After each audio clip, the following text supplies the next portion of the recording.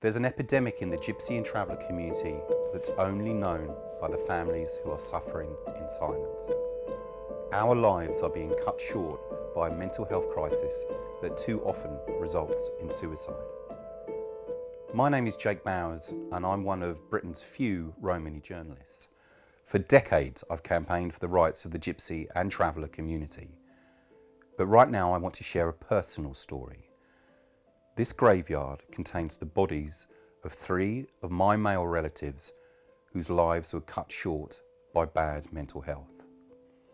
My brother Casey died in a fire at the age of 31.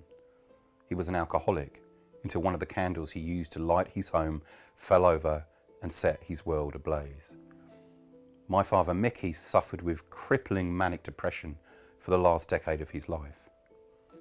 My brother Danny also lies here. A few years ago, he hanged himself down by the bins where he lived. Many of us surviving siblings also suffer with our nerves, and it seems like not a week goes by that I don't hear of another gypsy or traveller that has gone too soon. The fact is there's a suicide epidemic in our community, and I want to find out what can be done to get it under control. So come with me as I travel across Britain to find out why so many of us are reaching for the rope. But I'm going to start right here in Sussex with my niece Karina. Her world was ripped apart the day my brother Danny took his own life. Tell me about your dad. My dad is my favourite person ever. He was really funny and sweet and kind, and he actually ended up taking his life after being up and down a ladder and stuff and roofing and whatnot. I think that his back got really bad and he was unable then to work, so I think that was massive. My mum phoned me and said, "Your dad's acting really strange, you need to come round." I was like, okay, this sounds strange. So I went round there and he was grinning ear to ear, really happy to see me, and he said, "Here she is, my favourite." Then he'd been putting some money away in a pot and he said to me, "Karina, I've got this, I want you to have it." And Caroline, his wife, was like, my mum was like, "What is that? What is in there?" And he'd been putting money away. And she was like, "You're not giving that to her, what on earth?" And he said to me, "Karina, I need your help and I can only trust you." And I said, well, yeah, with what?" And then he said, "I need you to help me kill myself." And that's when I knew. But that's when it had begun anyway, I suppose. And then he had to be sectioned then. And then they would sort of stabilise him with medication. And then when you would go and see him, it would be like nobody was home. He'd look through you. And for him, like cracking jokes and being silly, that was just, it was alien. He said basically that he could hear voices, and the voice had said to him if he had got naked and clapped his hands 3 times that Jesus would come. And he said, "But I did that and Jesus didn't come. So now I know that voice is just, winding me up." So I phoned his doctor and I just said, "Would you be able to come because I'm confused, I don't know what to do." And then he looked at me and was like, "Don't let them take me." Oh gosh, no. Yeah, anyway, and he was scared and he didn't want to go. But what can you do? Sorry. Sorry. My mum had left him also at this point because she said that he wasn't the same person that she'd married. So he left him alone, then he was living alone. He's never lived alone in his life. He had texted me then and said, "Do you think suicide is the only option for me?" And he was living in a flat above a shop, all alone. I tried to see him as much as I can, but I also had work and 2 small children, so I couldn't be there with him all the time. He hanged himself. Yeah, bless him. Down by the bins. Yeah, so that first time he messaged and said, "Should I hang myself?" I said, "What is your idea that I'll come to your flat to look for you and then I'll find you?" So I don't know if that's his way of making sure that it wasn't me. but he had left a note in his pocket that said, my name is Danny Bowers, I live at number 7 flat up there, could you please ring my door? What does it say about the way that he felt about himself, that he hanged himself down by the bins? Yeah, I know. How did that act and the repercussions of it affect you?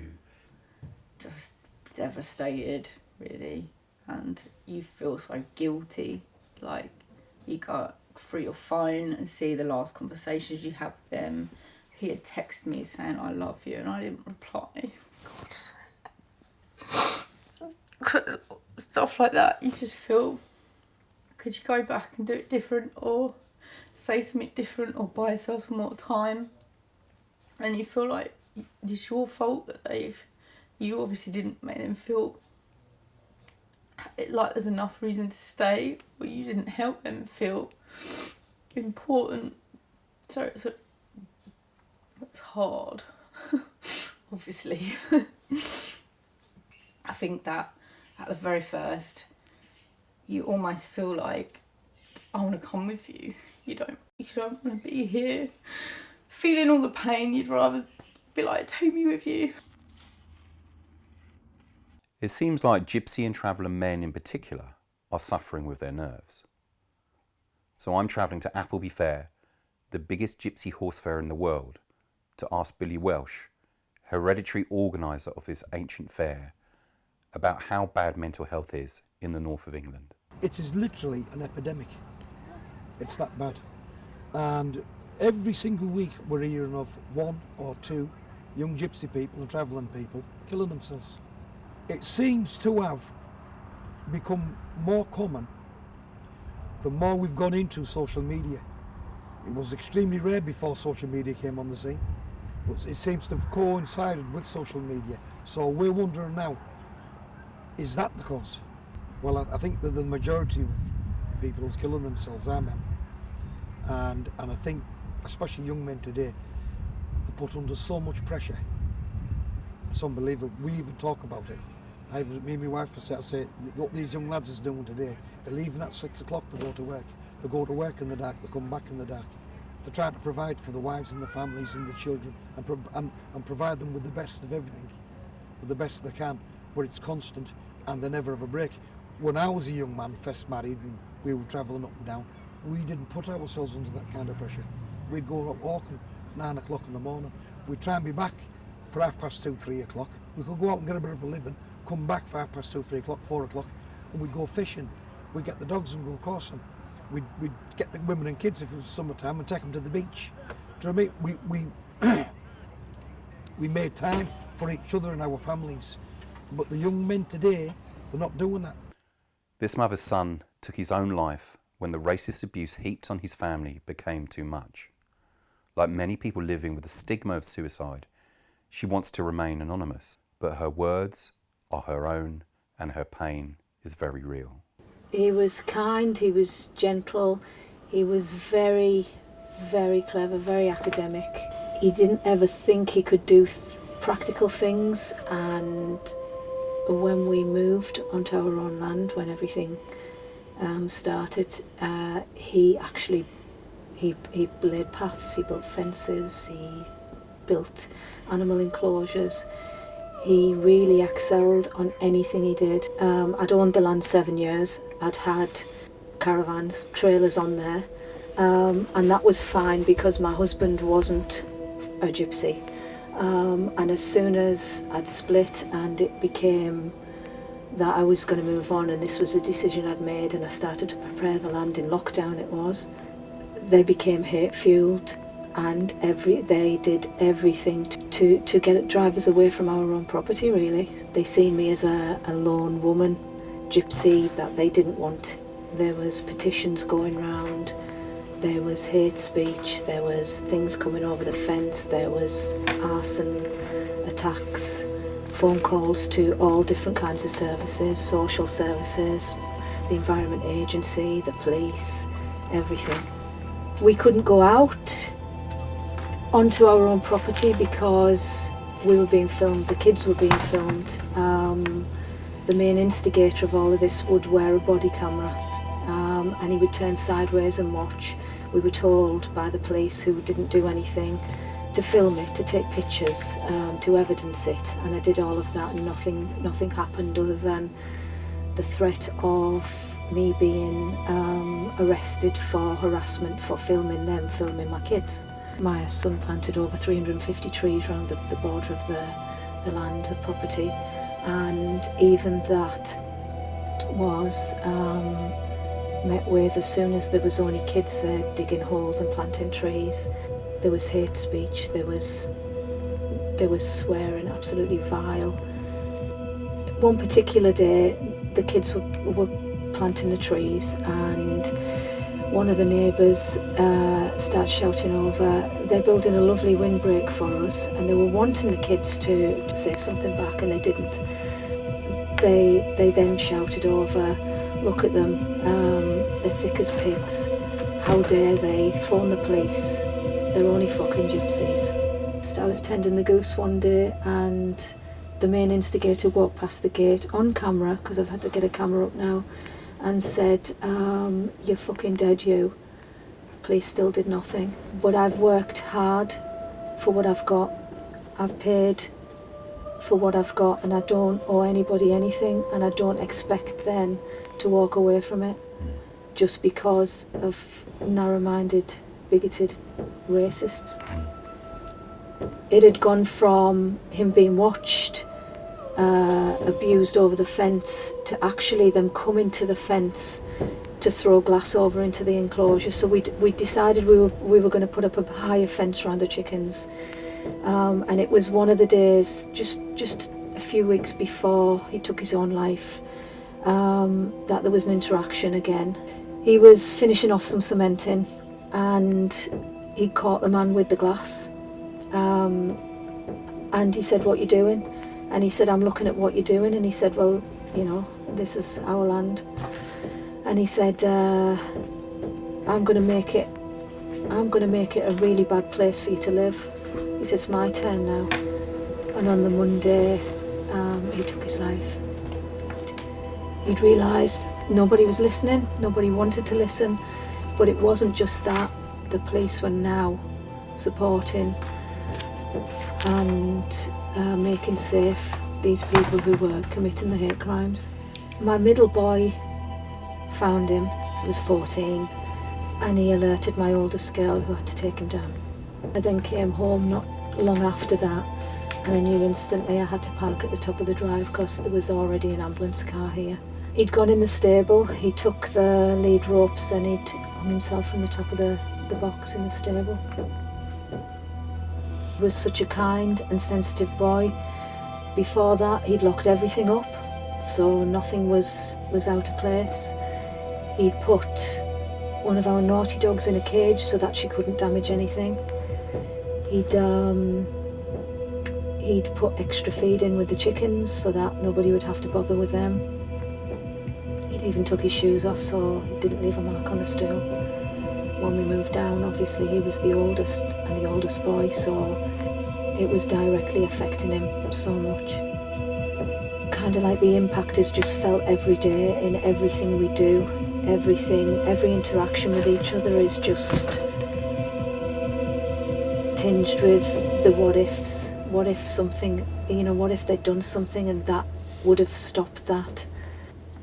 We're kind of locked in that in May 2021. This mother lost her son when he married into a family that devastated his mental health. My son, he was the life and soul and the laugh of everyone. He loved training, he boxed, weight training, and he loved physical sport. Just a very, very happy-go-lucky boy who was just totally happy. Mental health wasn't an issue. He got married to a girl, and that's when his life started to go downhill. She was very controlling. Now people look and think, oh, he was a big man, he should have done this and that, but he wasn't that type of person. He was a gentle giant. He just wanted to make that person happy. That person couldn't be happy. The circle of friends he had, she distanced him from. The marriage was very rocky. She didn't want to be with him, but she didn't want to let him go, you know. And he was an old-fashioned boy, which he believed in the value of marriage. But this certain person, she didn't want that. She just wanted to torture his life. Now, they say about women being abused. Well, he was, you know, he was abused mentally, broken down in every which way. That person put my son down so much to in the end, he just thought, I'm not worth anything, you know. I'll be better off, which she said, you know, you're better off dead.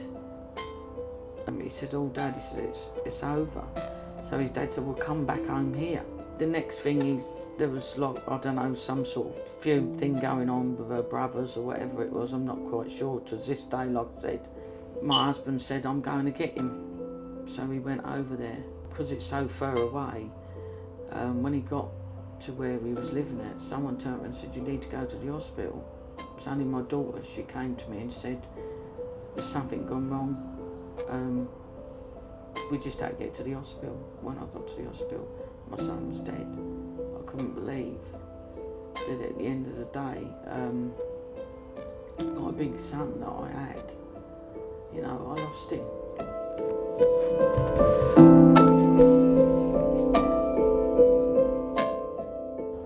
I couldn't believe it. I went into shock.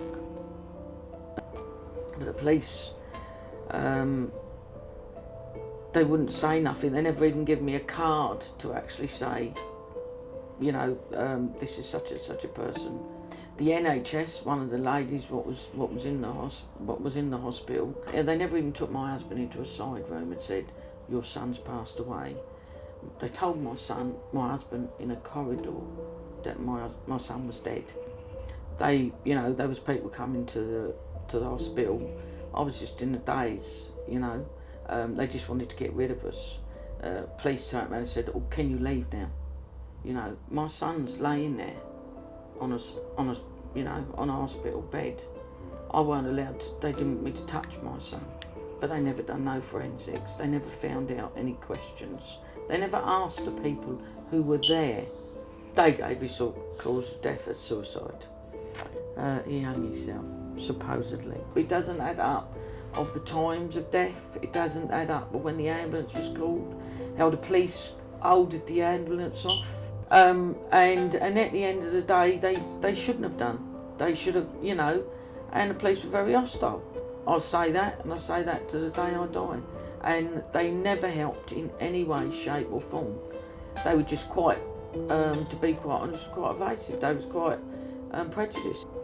Obviously, he must have suffered. Travelling people are brought up, I think, from the day now they're born to survive. Travelling men, it's always been hard. They don't talk about mental health. A young boy grows up, you know, they're supposed to have this big, strong, whatever, you know, they're supposed to have this block, but they're not. Everyone's human. Now, you've got to fight your own mind. When someone commits suicide, it plants a seed in that community, in that family, you know, and it grows like a weed. And before you look round, you've found out that there's some, like half a dozen, have committed suicide. I created a garden for mental health, really, awareness. You lose a child, you want to talk about them to everyone, the next door neighbour, the cashier, you know, and you want to keep that memory alive, because they're so young and they missed out on so much, you know, and they never had that life, you know, that he never had a chance to have children, which he wanted, and where is there to go for travelling people? Where is there a place for bereavement for travelling people? It's really hard to hear those stories. But luckily, there are also projects and people who work tirelessly to help Gypsy and Traveller community members. They prevent bad mental health by helping us with education, housing and health. And they're a lifeline for thousands of us. Please now watch Reaching for Help.